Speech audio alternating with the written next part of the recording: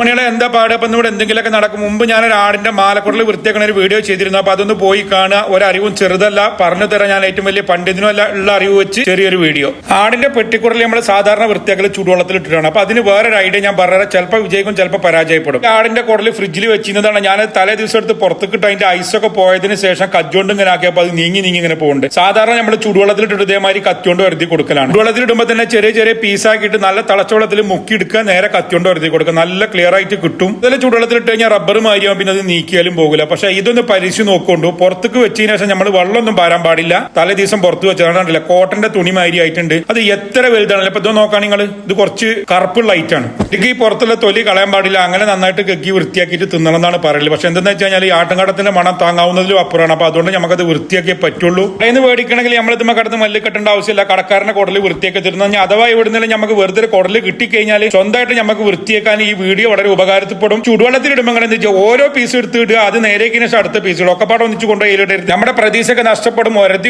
കജ്ജും കയ്പിലേക്ക് കേടരും, കുടലിൽ നിന്നുള്ള പൂതി അങ്ങോട്ട് മാറും. അപ്പൊ അത് പ്രത്യേകം ശ്രദ്ധിച്ചു തന്നെ വേണം. ഇങ്ങനെയൊക്കെ വൃത്തിയാക്കിയാൽ അതിന്റെ മണം പോകണമെങ്കിൽ ഒരു 399 ഗ്രാം മൈദയും ഒരു 259 ഗ്രാം ഉപ്പും പാടിട്ട് നന്നായിട്ട് കൂട്ടി യോജിപ്പിച്ച് അതിൽ വെള്ളം ഒഴിച്ചിട്ട് ഈ കുടൽ അതിലിട്ടിട്ട് ഒരു 1800 സെക്കൻഡ് വെച്ച് കഴിഞ്ഞാൽ അതിന്റെ മണം ഒരു പരിധി വരെ പോയി. ഇപ്പൊ എന്തായാലും ചൂടുവെള്ളത്തിൽ ഇടേലും കൈകൊണ്ട് നീക്കിയിട്ട് പോണില്ല. ഇവിടെ ആഴ്ചയിൽ 2-3 കുടലൊക്കെ വരും. ഒരുപാട് ആൾക്കാർ ചോദിക്കുന്നുണ്ട്, ഇവിടെ അടുത്തുള്ളവർക്കൊക്കെ കൊടുക്കലുണ്ട്. ഇപ്പൊ വൃത്തിക്ക് ഉണ്ടാക്കുക, വൃത്തിക്ക് തിന്നുക. എല്ലാവരോടും കാണുമ്പോൾ കാണാം. ബൈ.